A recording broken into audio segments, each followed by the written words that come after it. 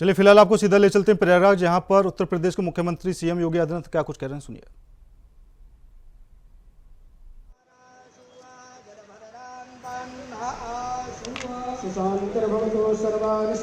उत्तर प्रदेश के मुख्यमंत्री योगी आदित्यनाथ महाकुंभ के कार्यों का निरीक्षण करते हुए और महाकुंभ की तैयारी को लेकर जिस तरीके से प्रयागराज में फिलहाल मुख्यमंत्री पहुंचे हुए हैं और पूजा अर्चना वहां पर चल रही है, खुद मुख्यमंत्री योगी आदित्यनाथ वहां पर शामिल हुए हैं और फिलहाल पूजा हवन वहां पर चल रहा है और उत्तर प्रदेश के मुख्यमंत्री योगी आदित्यनाथ वहां पर पूजा अर्चना में शामिल हुए हैं और आज मुख्यमंत्री योगी आदित्यनाथ महाकुंभ के कार्यों का निरीक्षण भी करेंगे। तो आप लाइव तस्वीरों में देख सकते हैं उत्तर प्रदेश के मुख्यमंत्री योगी आदित्यनाथ आज महाकुंभ को लेकर पूजा अर्चना में शामिल हुए हैं और इसके अलावा मुख्यमंत्री योगी आदित्यनाथ महाकुंभ को लेकर चल रही तैयारियों को लेकर भी उन सभी की समीक्षा करेंगे और तैयारियों का जायजा लेंगे। तो पूजा अर्चना में मुख्यमंत्री योगी आदित्यनाथ शामिल हुए हैं और आप लाइव तस्वीरों में देख सकते हैं महाकुंभ को लेकर किस तरीके से तैयारियां चल रही हैं। पूजा अर्चना मुख्यमंत्री योगी आदित्यनाथ कर रहे हैं।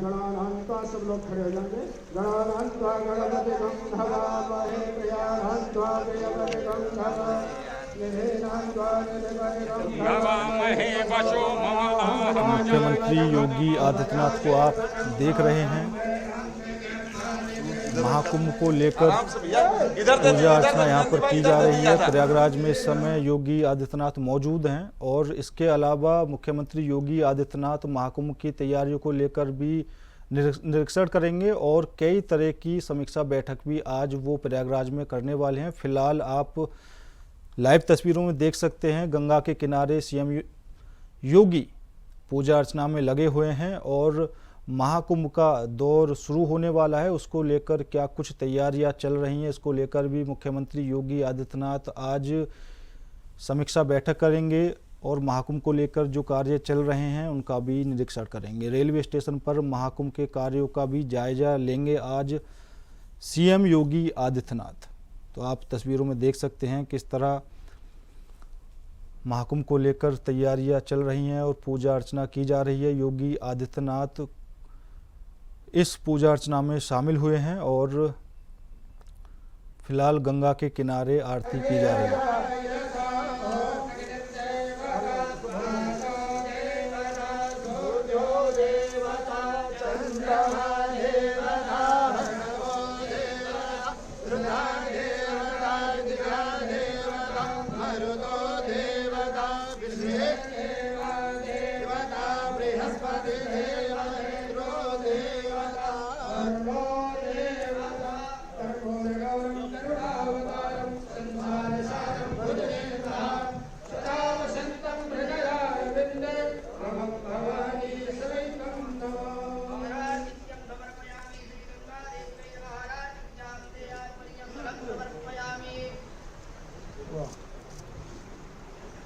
सब लोग अपने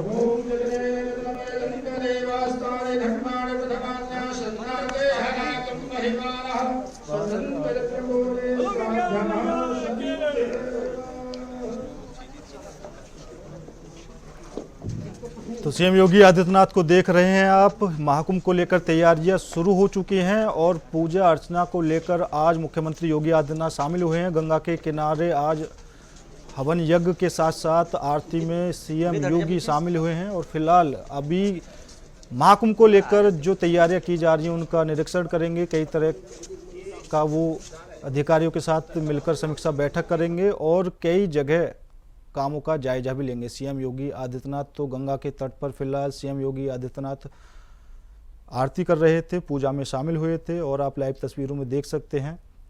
तो महाकुंभ शुरू होने वाला है, उसको लेकर जो तैयारियां की जा रही हैं उसको लेकर मुख्यमंत्री योगी आदित्यनाथ जुटे हुए हैं और सभी प्रकार के कार्यों का निरीक्षण मुख्यमंत्री कर रहे हैं। तो आज जिस तरीके से आने जाने वाले लोगों के लिए तमाम तरह की सुविधाएं होने वाली हैं उसको लेकर भी योगी आदित्यनाथ समीक्षा बैठक करेंगे और उसके बाद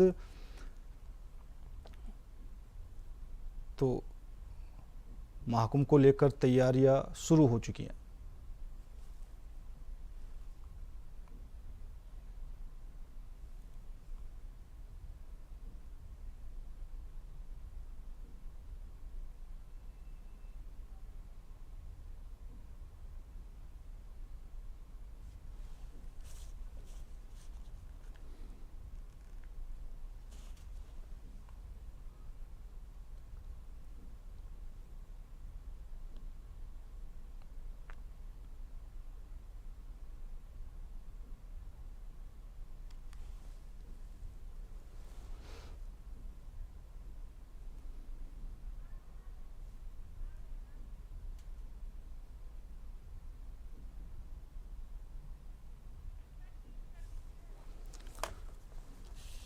तो सीएम योगी आदित्यनाथ को देख रहे थे आप, जो महाकुंभ को लेकर तैयारी चल रही है उनका लगातार निरीक्षण योगी आदित्यनाथ कर रहे हैं। और फिलहाल आप गंगा के तट से योगी आदित्यनाथ को देख रहे थे, जहां पर पूजा अर्चना के साथ साथ आरती की गई और खुद मुख्यमंत्री योगी आदित्यनाथ इस पूजा में शामिल हुए। और अब पूरे तमाम कार्यों की योगी आदित्यनाथ समीक्षा कर रहे हैं, वहां का निरीक्षण कर रहे हैं। इसके अलावा आज कुछ तैयारियां हो सकती हैं, क्या कुछ योगी आदित्यनाथ की बैठकें होने वाली हैं, अधिकारियों के साथ सभी मामलों को लेकर समीक्षा करेंगे। और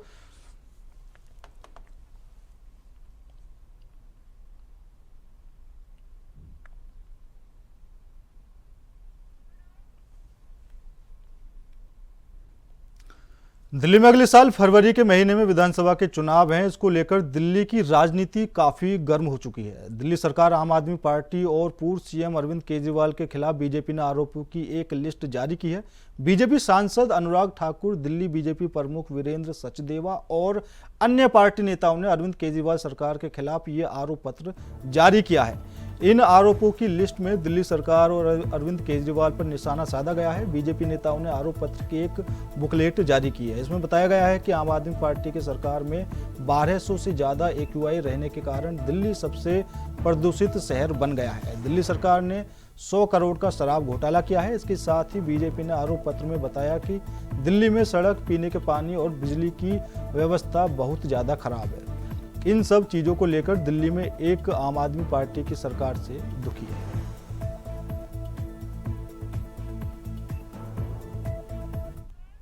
आज चार्जशीट आप सबके सामने आई है। ये चार्जशीट, मैं यही कहूंगा, 10 साल में सिर्फ बवाल, दिल्ली की जनता हुई बेहाल, अराजकता कुशासन का रहा धमाल और केजरीवाल हुए मालामाल।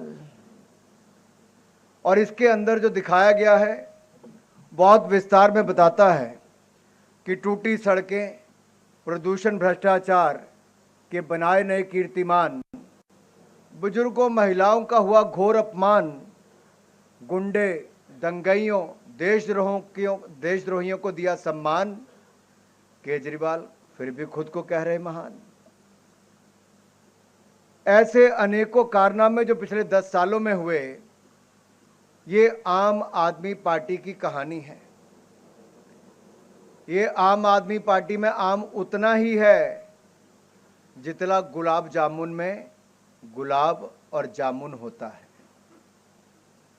ये आम नहीं, एक खास है जो खास तरीके से लूटने आई थी और जिनके कारनामे इतने हैं कि जो कल तक राजनीति में आने से पहले अन्ना हजारे जी को आगे किया, कांग्रेस के भ्रष्टाचार पर आंदोलन किया और खुद भ्रष्टाचार के नए कीर्तिमान बनाने का काम किया। इनके कारनामों में जाऊं तो शायद लंबा समय लगेगा, लेकिन सबसे पहले मैं जानना चाहूंगा कि केजरीवाल जी ने वायदे क्या किए थे।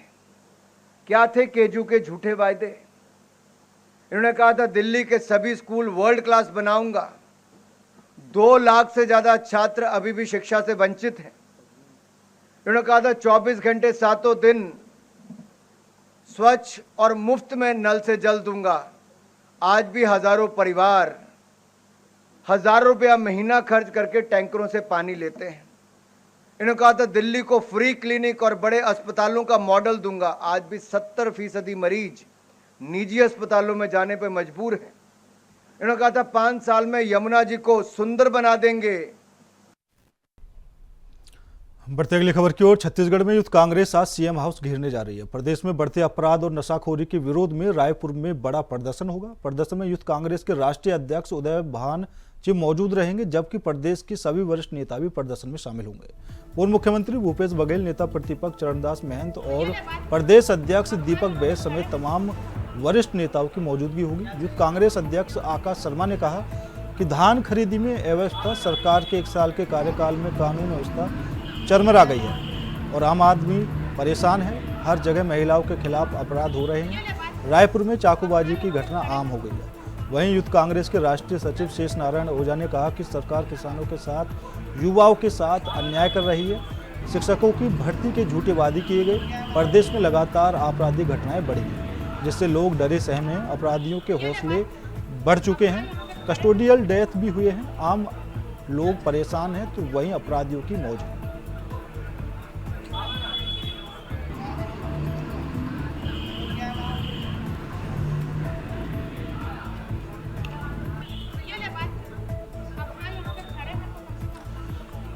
तो छत्तीसगढ़ में आज रायपुर में कांग्रेस सीएम आवास का घेराव करेगी। तो वहीं कई तरह के मुद्दे उन्होंने गिनाए हैं, कानून व्यवस्था को लेकर, धान खरीद को लेकर और बढ़ते अपराध को लेकर यूथ कांग्रेस आज सीएम आवास का घेराव करेगी। तो इस घेराव में कांग्रेस के तमाम वरिष्ठ नेता मौजूद रहने वाले हैं और प्रदर्शन करेंगे। तो वहीं दूसरी तरफ प्रशासन भी पूरी तरह से मुस्तैद है और सुरक्षा के पुख्ता इंतजाम किए हुए हैं। लेकिन जो मुद्दे कांग्रेस लेकर चल रही है, वो पहले भी कांग्रेस बीजेपी पर हमलावर होती रही है। विधानसभा में भी। और इसी खबर पर ज्यादा जानकारी के लिए हमारे संवाददाता मनोज शुक्ला जुड़ चुके हैं। मनोज, क्या कुछ पूरा मामला है और अभी कांग्रेस की तरफ से क्या कुछ रणनीति बनाई गई है और वो रायपुर में सीएम आवास तक पहुंच चुके हैं या अभी नहीं?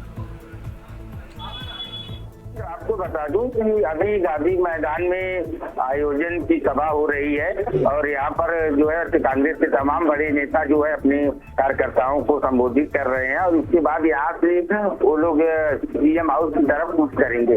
अभी फिलहाल कुछ समय लग सकता है कि लोगों का संबोधन, बड़े नेताओं का संबोधन कार्यकर्ताओं को संबोधित कर रहे हैं, तो ऐसे में कुछ समय लगना स्वाभाविक नजर आ रहा है। अब देखने वाली बात ये होगी कि आज ये कांग्रेस का ये बड़ा प्रदर्शन भी माना जा रहा है प्रदेश में कानून व्यवस्था को लेकर, धान खरीदी के मुद्दे पर और प्रदेश में बढ़ते नशाखोरी को लेकर, इन तमाम बातों को लेकर आज जो है कांग्रेस का यह बड़ा प्रदर्शन देखने को मिलेगा छत्तीसगढ़ की राजधानी रायपुर में। जी मनोज, प्रशासन की तरफ से कांग्रेस के कार्यकर्ताओं को रोकने के लिए क्या कुछ इंतजाम किए गए हैं और आम नागरिकों के लिए क्या कुछ गाइडलाइंस जारी की गई हैं रास्तों को लेकर? बता दूं कि ये कांग्रेस की तरफ से पहले ही ज्ञापन प्रशासन को सौंप दिया गया था, जिससे जो है प्रशासन भी अपनी तरफ से पूरी व्यवस्था जो है चाक चौबंद करके बनाए हुए है और जनता को परेशानी न हो, इस वजह से रूट को भी डाइवर्ट कर, जिससे पहले से ही जनता को अवगत करा दिया गया है कि आप लोग को यहाँ इधर जाना हो तो इस रास्ते से आप लोग ये रास्ते का उपयोग करेंगे। तो इन तमाम बातों को देखते हुए प्रशासन भी पूरा मुस्तैद नजर आ रहा है। और बात कर ले सुरक्षा व्यवस्था की, तो सीएम हाउस का घेराव है, निश्चित रूप से जो है पूरी चाक चौबंद व्यवस्था भी देखने को मिल रही है। राजधानी की बात है तो ये माना जा सकता है कि प्रशासन की पूरी मुकम्मल व्यवस्था जो है देखने को मिल रही है। जी बिल्कुल मनोज, और इस प्रदर्शन में कांग्रेस के वो कौन से वरिष्ठ नेता हैं जो शामिल होने वाले हैं और सीएम आवास पर जाकर किस तरीके से वो विरोध प्रदर्शन करेंगे, क्या कुछ प्रक्रिया उनकी रहने वाली है?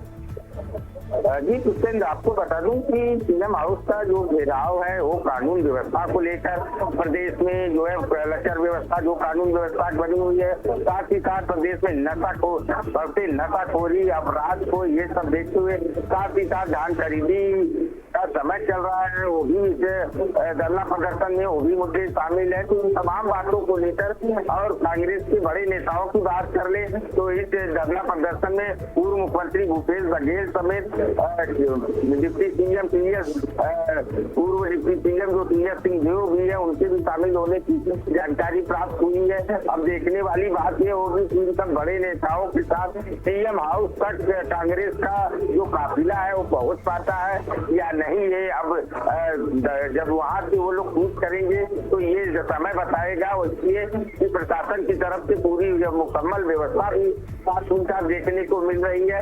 अब ये प्रशासन इन लोगों को रोक पाता है या नहीं रोक पाता, ये अभी आने वाला समय ही बता पाएगा। चलिए मनोज, ज्यादा जानकारी देने के लिए आपका बहुत बहुत धन्यवाद।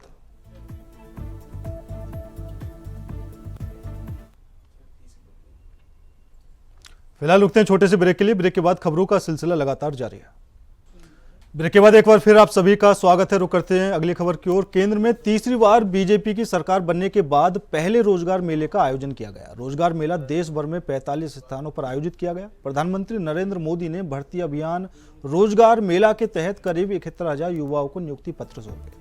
प्रधानमंत्री इस अवसर पर युवाओं को वीडियो कॉन्फ्रेंस के माध्यम से संबोधित भी किया। इससे पहले पीएमओ ने बताया कि रोजगार सृजन को मुख्य प्राथमिकता देने की प्रधानमंत्री की प्रतिबद्धता पूरी करने की दिशा में यह रोजगार मेला महत्वपूर्ण कदम है।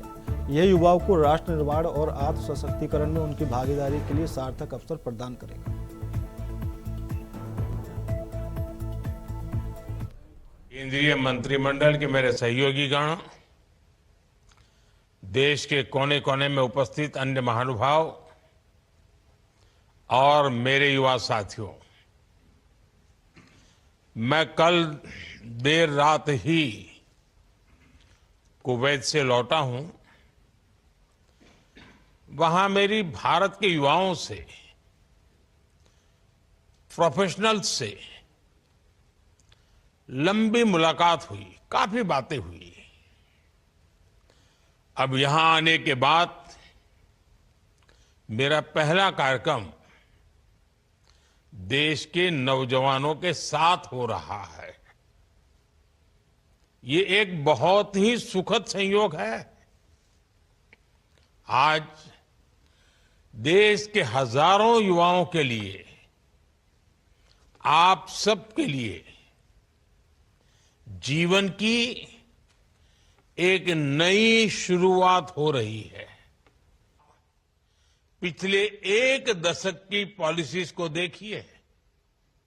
मेक इन इंडिया, आत्मनिर्भर भारत अभियान, startup India, stand up India, digital India, ऐसी हर योजना युवाओं को केंद्र में रखकर बनाई गई है। भारत ने अपने स्पेस सेक्टर में नीतियां बदली। भारत ने अपने डिफेंस सेक्टर में मैन्युफैक्चरिंग को बढ़ावा दिया और इसका सबसे ज्यादा लाभ भारत के युवाओं को हुआ। आज भारत का युवा नए आत्मविश्वास से भरा हुआ है। वो हर सेक्टर में अपना परचम लहरा रहा है। आज हम दुनिया की 5th लार्जेस्ट इकोनॉमी बन गए हैं। भारत दुनिया का तीसरा सबसे बड़ा स्टार्टअप इकोसिस्टम बन गया है। आज जब एक युवा अपना स्टार्टअप शुरू करने का फैसला करता है तो उसे एक पूरा इकोसिस्टम अपने साथ सहयोग के लिए मिलता है। के विभिन्न मंत्रालयों, विभागों और संस्थाओं में सरकारी नौकरी देने का अभियान चल रहा है। आज भी 71,000 से ज्यादा युवाओं को नियुक्ति पत्र दिए गए हैं। बीते 1-1.5 साल में ही लगभग 10 लाख युवाओं को हमारी सरकार ने पक्की सरकारी नौकरी दी है। ये अपने आप में बहुत बड़ा रिकॉर्ड है। जौनपुर में पूर्व मंत्री और बीजेपी नेत्री स्वाति सिंह का बीजेपी कार्यकर्ताओं ने फूल मालाओं के साथ स्वागत किया। स्वाति सिंह ने कहा कि पूरे उत्तर प्रदेश वासियों का सौभाग्य है, इस बार 2025 में महाकुंभ का आयोजन होने जा रहा है। 12 वर्षों के बाद महाकुंभ होता है। योगी सरकार को हम धन्यवाद देना चाहते हैं। हमारी सरकार ने 2019 में अर्धकुंभ को सफल बनाया और अब महाकुंभ की तैयारी में जुटी है और हम सब धीरे धीरे बढ़ते अब महाकुंभ में आ गए हैं। प्रयाग का आस्था का केंद्र है। करोड़ों लोग इस बार महाकुंभ में स्नान कर जाएंगे। अपने आप में सौभाग्य की बात है। हम सब पूरे उत्तर प्रदेश वासियों का ये सौभाग्य है कि उत्तर प्रदेश में प्रयाग में महाकुंभ होता है और हर 12 साल पे महाकुंभ होता है और इस साल वैसे ही 2025 में महाकुंभ का आयोजन है। मैं माननीय मुख्यमंत्री जी को भी धन्यवाद देना चाहूँगी कि 2019 में उन्होंने जिस तरह से अर्धकुंभ की व्यवस्थाएं कराई, धीरे धीरे बढ़ते बढ़ते आज हम महाकुंभ में आए और भी बृहद व्यवस्था हुई है। करोड़ों लोग आएंगे, दर्शन करेंगे, माँ गंगा में स्नान करके जाएंगे संगम में। ये अपने आप में बहुत ही सौभाग्य की बात है। जहाँ भगवान विराजमान है वो मुझे लगता है कि इंसान के रूप में हम लोग कुछ भी कहने लायक नहीं है। ईश्वर जो सनातन धर्म से हम लोग जुड़े हुए हैं, तो जहाँ ईश्वर का वास है वहाँ मुझे लगता है सुख और समृद्धि हमेशा ही रहता है। फिलहाल मेरे साथ इस बुलेटिन में इतना ही। बाकी देश और दुनिया की तमाम खबरों के लिए देखते रहिए इंडिया वॉइस।